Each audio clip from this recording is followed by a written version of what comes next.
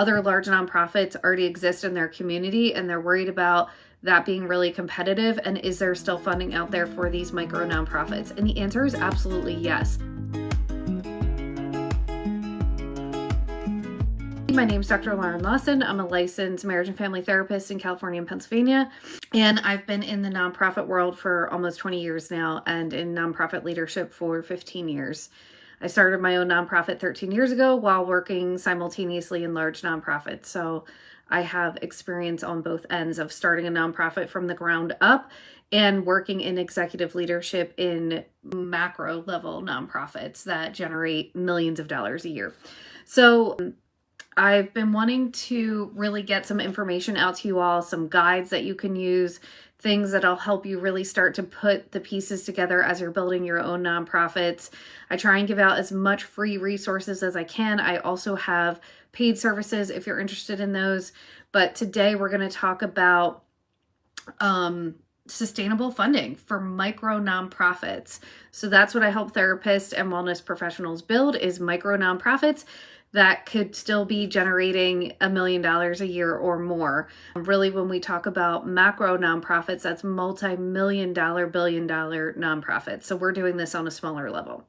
So I really want to go over some funding strategies, what that looks like, how you set up funding, and a clear-cut way for you all to start conceptualizing this. And I did develop a guide for you all.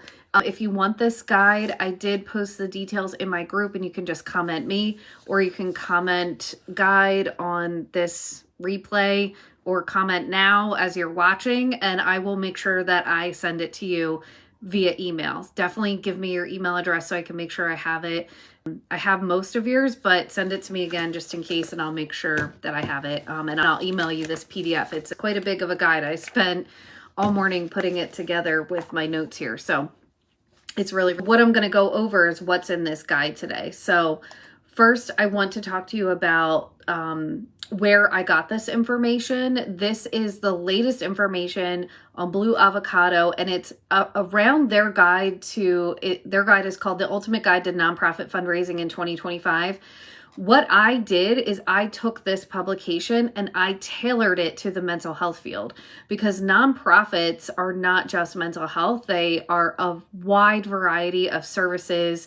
Saw you, Vanessa. I'll definitely send it to you. But it's a wide variety of services across multiple different industries. So what I did was I took this latest guide that was published in 2025 and I tailored it specifically for therapy practices so that you don't have to go and figure out how to do that. So first thing I want you to know, though, because I've heard this a couple of times, of people being worried or scared because of the current administration, which I'll try and talk about throughout this training, but also because other large nonprofits already exist in their community and they're worried about that being really competitive, and is there still funding out there for these micro nonprofits? And the answer is absolutely yes.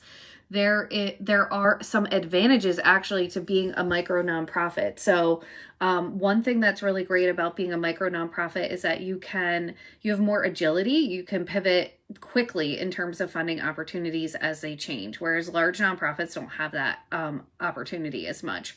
You can get really specific and target niche populations. So if you already have a niche in your private practice and you want to carry that over to your nonprofit, you kind of, the beauty of being a nonprofit, you can be broad or you can be super niched, and you can find funding in your super niched area. The other great thing about being a micro nonprofit is that there's a lot of community connection. So it's more, right, like authentic relationships within your community, and there is funding in your local community, I promise you. The other thing is storytelling. The impact of storytelling can be a lot bigger when it comes from a micro nonprofit. People feel the story better because often it's your own story. So that's one thing we'll talk about in this training, is storytelling and how to do that with your nonprofit. The other thing is lower overhead. So a lot of times, macro nonprofits are fundraising and getting these massive grants and have like so much revenue generation, which is really awesome. And it also costs a lot more to maintain that and run that. So I pulled some statistics, and there's an overhead reality here where the average administrative cost ratio for micro mental health practices is 12%. That's what you want to be kind of calculating when you're doing your overhead, is 12% for overhead, compared to like large organizations is more of like 24 to 30%. So that's a really big difference, which means that money can go back into the services that you're providing. So in Blue Avocado, in this article, which I will also link in the comments, they talked about small nonprofits and how they actually have a higher donor retention rate of up to 68% compared to large organizations, which is more 42%, because of that personal touch and leveraging their community connection. So all that to say, I want to make sure you have the information that the funding is there for micro nonprofits, and there are some advantages to being a micro nonprofit.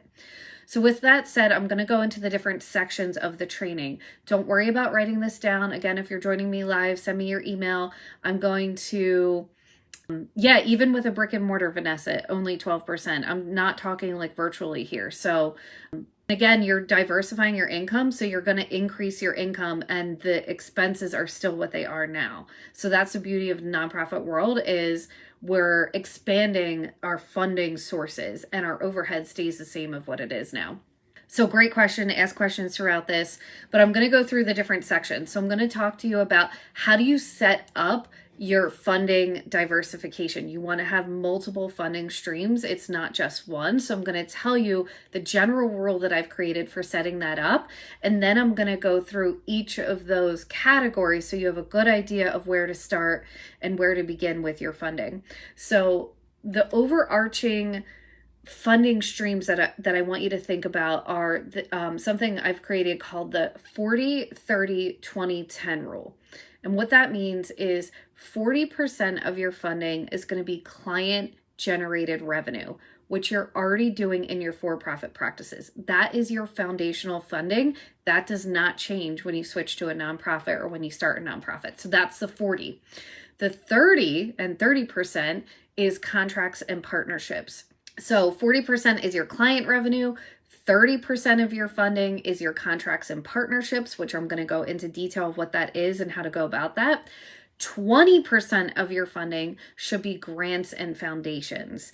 I know this probably surprises a lot of people. You go into nonprofits because you do want to diversify your funding, but a lot of people think that you're going to maybe have 20% be your client generated revenue and 40% be your grants, but it's not that way. It's still client generated revenue, contracts and partnerships around 30%, 20% should be your grants and foundations, and then the last 10 is your community support, and that's your fundraising and your donations. And what you do is you use that 20 and 10% from fundraising and from grants to supplement rest of your client generated revenue, which is probably all you're doing in a for-profit practice, right? So just to repeat that again, and again, I have the guide for you. It's 40% client generated revenue, 30% is your contracts and partnerships, 20% is your grants and foundations, and then 10% is your fundraising. This gives you not only funding diversification, but it allows you flexibility with your funding, and it doesn't rely all your funding on grants. We actually don't want that in nonprofits, especially now with what we've heard happening with nonprofit funding. I think this came out yesterday. What's today's date? Yeah, this came out yesterday with the current administration, where there's been a lot of cuts to federal funding and grants. And they were supposed to end in September anyway, but they've been cut off now. And that's the reason why I teach that we're not making grants our foundational funding. It's more of supplemental funding. You want to be able to set yourself up so you're sustainable without grants in case something like this ever happens. So this is why this is the model that I teach. So again, ask me questions as we go throughout, but I'm going to go through each section and kind of guide you in where you want to start with your nonprofit funding models. So let's see here. We're going to start with the client generated revenue. This is, if you're just starting a practice, maybe you don't know this information. For those of you that have a practice, this will sound probably familiar, but you're going to set up your client generated revenue. So this is like your insurance contracts. This is your your cash pay practices, and that with nonprofits includes sliding scale. So the first thing you're going to do is want to make sure that you do set up a sustainable sliding scale, and you want to make sure that you know your actual cost per session, that you can then adjust your sliding scale to different income brackets. If you're using this type of model where you're doing it based off of income, there's other models that you can use. Typically, you have about 5 to 7 tiers based on your community demographics. So I'll give you an example in a second, but you'll want to make sure that your documentation for this is pretty simple but thorough. It covers everything that you need, and that you're verifying income. And so you'll obviously have to balance this with client's dignity while also holding accountability. And sometimes this sliding scale could also depend on the partnerships that you have within your county partners. So I'll talk a little bit about that and what that means in a second. But an example would be if your true cost per session is 150 and that's what you need, then your upper tier might be 175 to 200 as your, top rate, your middle tier at 150, which is at cost, and then lower tier is subsidized at like 50 to 125. So the reason why we want to make it above cost, if your true cost is 150, so that when you do have the clients that are in that higher range, which you can take in your nonprofit, you can use that funding to supplement the lower ranges. But when you have a sliding scale, like these upper and middle tiers that I'm talking about, this is where the supplemental funding comes into play to offset that. So that's like your donors, your fundraising, any grants that you have. But still, again, this is your foundational funding. If you are taking insurance now, then you can transfer all of that to under the same with the same contracts under the nonprofit. If you've never done insurance before and this is something you want to do under the nonprofit, I highly would consider it. I would start with strategic paneling though. And what I mean by that is don't just go and panel with every insurance under the sun. As you know, if you've taken insurance, it can get really complicated and it takes a lot of work to master those systems. And I always recommend mastering one system at a time before you move on to the next. And so you'll want to kind of compare reimbursement rates across insurance panels, if they allow associates, the user experience, provider experience with them, client experience with them, and kind of that's how you would choose like a strategic panel to go with. For me, my panel that I always go with is honestly my local Medicaid or Medi-Cal. I have had way better experiences working with those than commercial insurance. So in this guide that I have some resources on how you can compare and contrast different insurance panels if you are kind of new to diving into that world. So that's your 40% is your client generated revenue through cash and through insurance. The next piece is the 30%, and that's your contracts and partnerships. This is super important. Please don't devalue this. This is really set up your nonprofit for success. It really is about making connections and relationships with your local community partners, specifically your county partners, educational partners, and healthcare partners. So if you aren't aware of this, large nonprofits most of the time have really strong relationships with their county partners. Those are the people at the county that work for the county. Every county gets funds dedicated to mental health, and the county decides who is going to get that money to provide the services. So usually they do this through procurement, which is a request for proposal. And so you can do this through your county behavioral health department, through prevention services that they might have, crisis services, any specialized population services that they have. Every year, states determine which counties get which funding, and then the counties decide how they're going to put that out to the providers in that community. And they do this through procurement. So you can find this on your county website and search for either RFP or procurement, and you'll be able to search specifically for mental health, and you'll be able to see what current requests for proposals are out there. to provide services to. Now, you don't want to just go after any contract. What you really want to do is make sure it's within your wheelhouse. So there might not always be an RFP or a partnership out there right now, but if you reach out and make a connection with your county office, especially within the behavioral health department, say, hey, I'm here. This is what I'm doing. If there's any future opportunities for us to collaborate, I'd love to do that. Let's meet over Zoom or Teams or meet in person, whatever, just so that they can get to know you. And I promise that will lead into something. County behavioral health departments are always looking for organizations to partner with and do the work in the community. So there is lots of money there.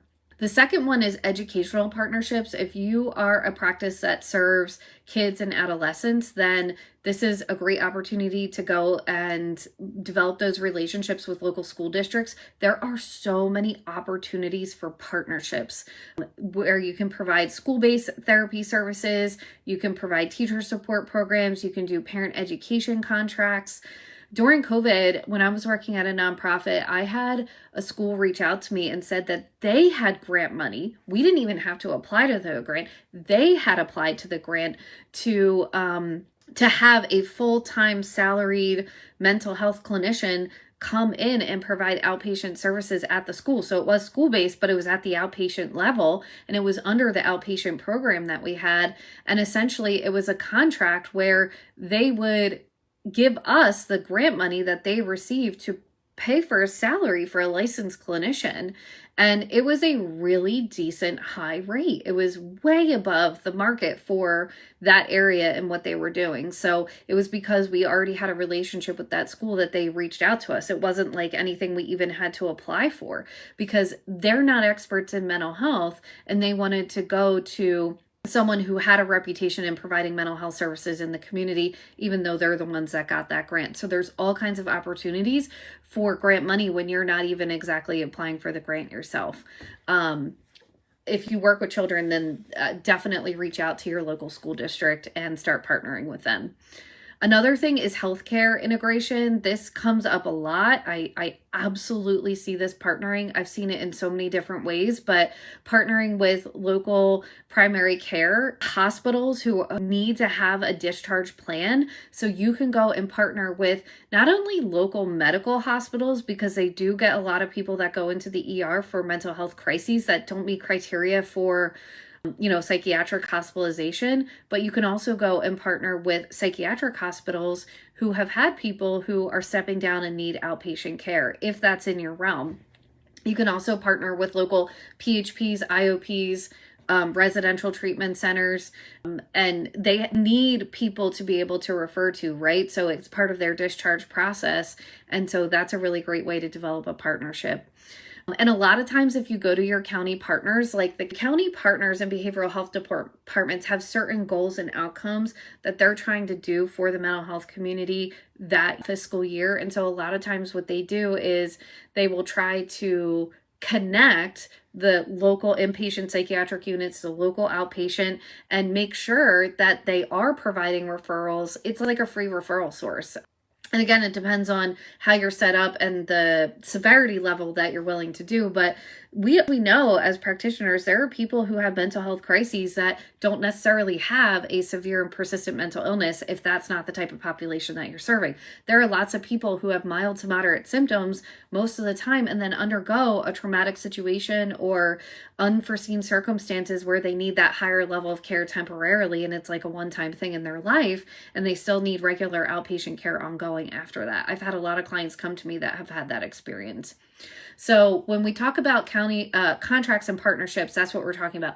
Counties, education, healthcare, and there's lots of advantages to contracting and partnering. First and foremost, it's multi-year sustainability. These counties are around for years, and the nonprofits that I've seen that have partnered with their counties, they're nonprofits that have been sustainable for 20 years plus, because I know that their county partnership is crucial to their sustainability. It's built-in referral sources. It's almost like you don't even need to go out there and market and spend money on marketing because it's built-in referrals.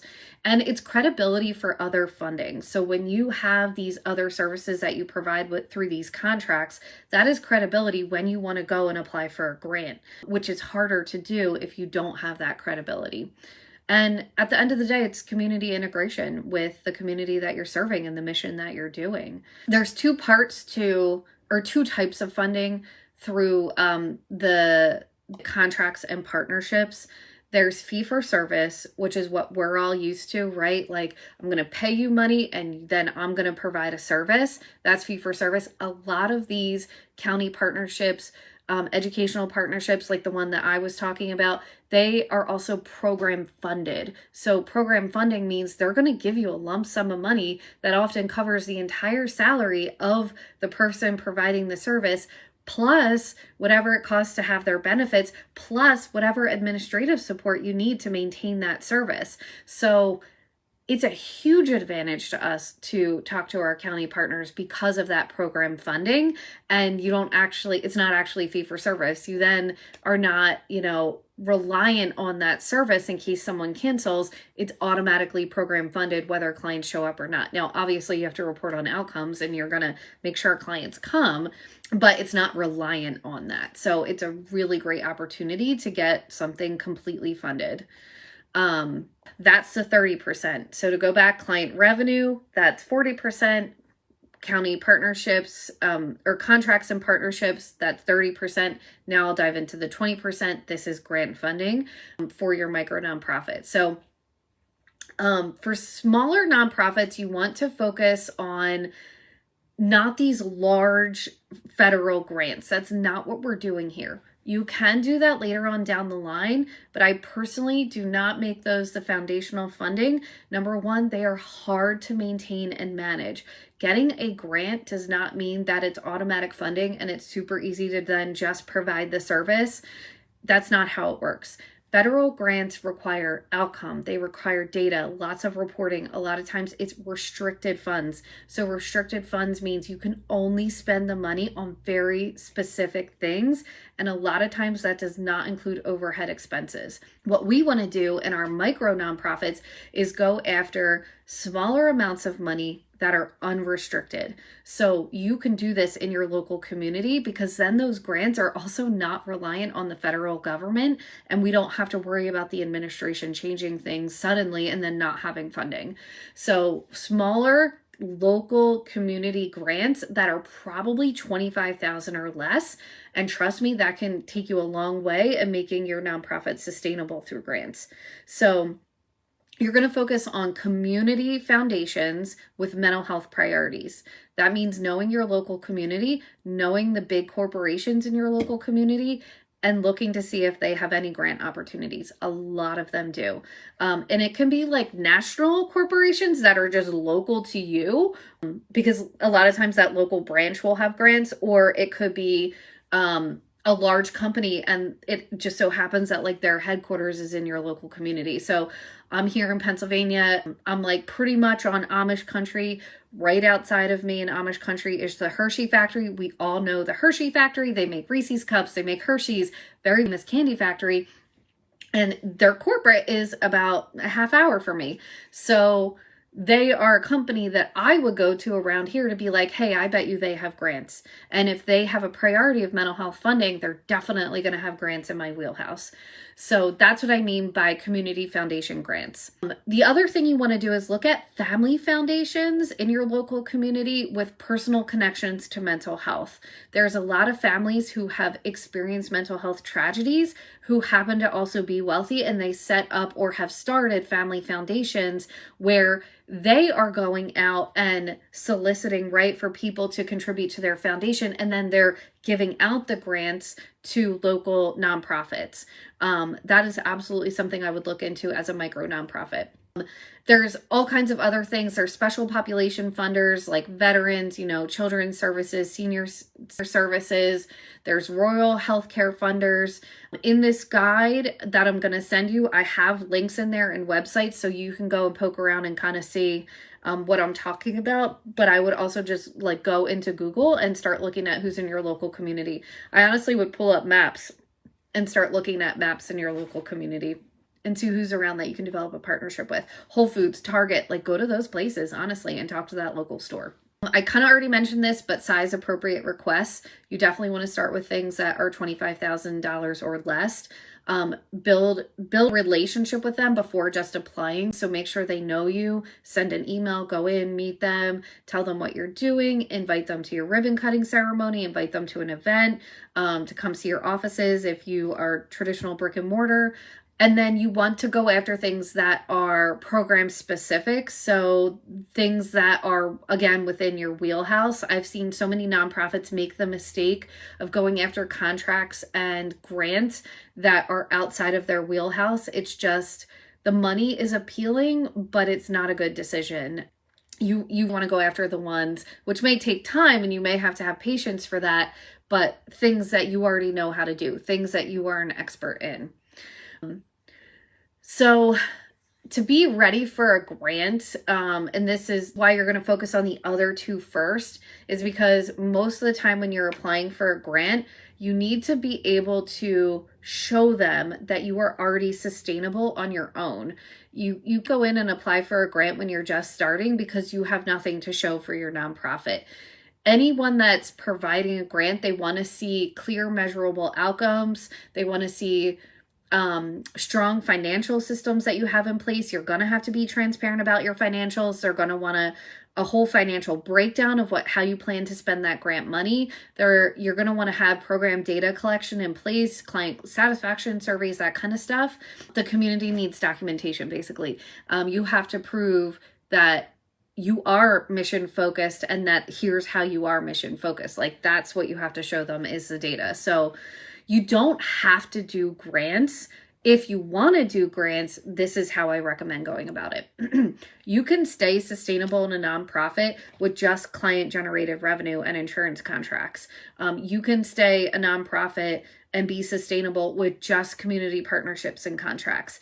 If you want a very diversified funding, then the 4 different funding models is what we're talking about. So again, you don't have to do grants, but if you were, this is my advice on how to go about it. So the last section, the 10%, is that community support strategy. So this is really where we're talking about donors and fundraising.